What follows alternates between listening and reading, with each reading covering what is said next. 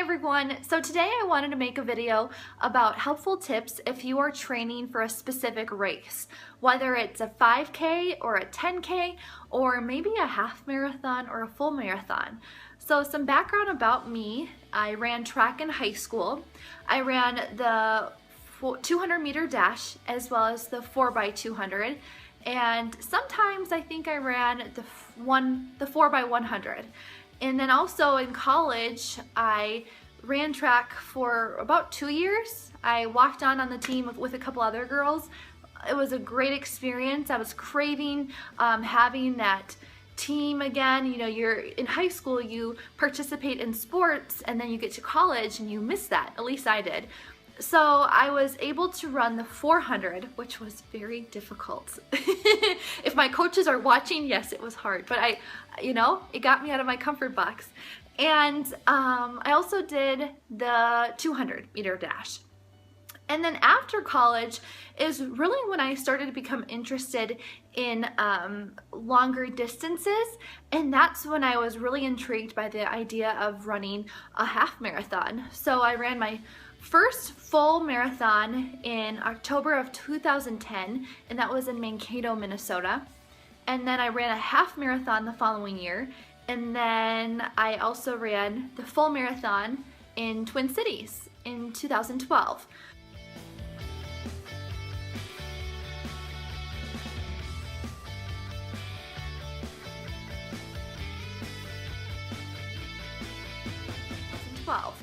So I've done a lot of the training. I kind of wanted to share some tips. So for those of you who may not know, the 5K is 3.1 miles and a 10K is 6.2 miles. And I will also post below just some helpful resources and a guide that I followed. Today we're going to talk about the importance of really going at your own pace and not feeling the need to increase your mileage suddenly, because if you do that, your body may not be used to it, it may not be ready, and then you are likely to get injured. And we're also going to talk about why it's important to have comfortable shoes and what to eat before and after your runs, and also why it may be beneficial to you to incorporate cross training into your daily workout regimen. And while I was training for the marathon, if I was running, maybe it was 15 miles or more for on a Saturday, that's when I did my long runs, I would incorporate, or I would have a running belt that I would bring with me that would just go around my waist, and then I would be able to carry these water bottles, which was very handy, especially when it was super hot outside. And I would also pack a snack as well, just for some more energy. Right now I'm not training for any specific race that's coming up. I would like to maybe run a 5K or a 10K this summer, especially when the weather gets nicer. So I wanted to talk to my friend Dan, who has ran 2 marathons as well, and also is an avid runner, and he has some really good tips for you. Take a listen. So I've done 2 marathons and a lot of races.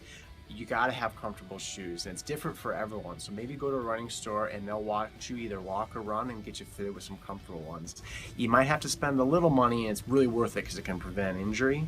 And if you're just kind of starting out running, I would suggest for your first training runs, just go to a mile, mile and a half, maybe 2. Just get comfortable and don't worry about time. That type of concern will come later. And even for your first race, you shouldn't worry about time. Just get comfortable. If you like music, get set up with a playlist.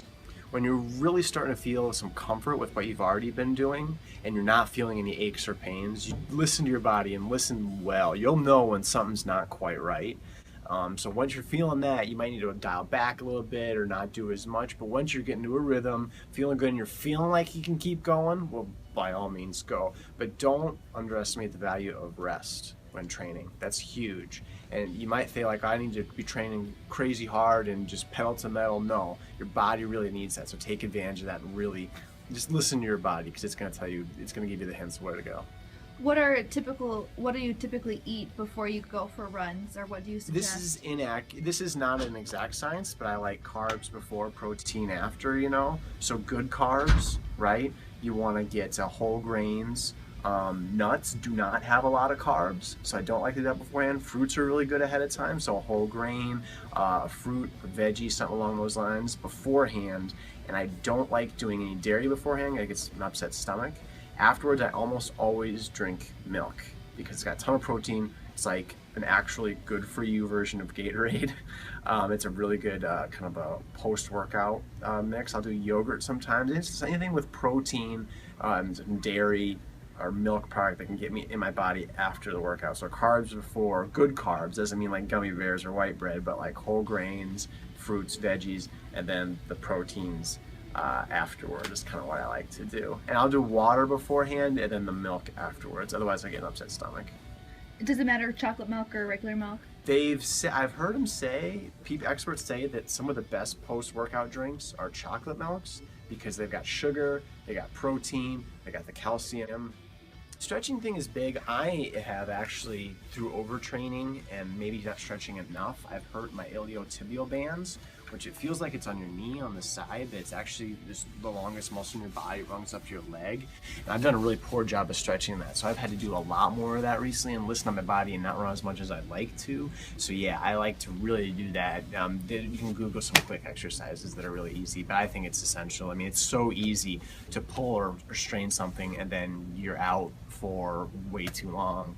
And that can come from overtraining, that can come from just not stretching well, or it can also come from having shoes with too many miles on them. What about when people are training for their 5K, as far as cross training? Do you recommend cross training? Yeah, I think that's good because I mean, I probably don't do enough of that because I play soccer too and I used to play basketball, but you got to use the fast twitch and the slow twitch muscles, right? A yoga is phenomenal for the human body. That's really good for you. Any type of sport with a ball is really good. Give you some upper body workout as well, but get those fast twitch muscles working as well with those slower twitch cardio muscles. So boxing or kickboxing can be great too. It's a great, and it rests some muscles while working others and gives you a whole more well-rounded activity too.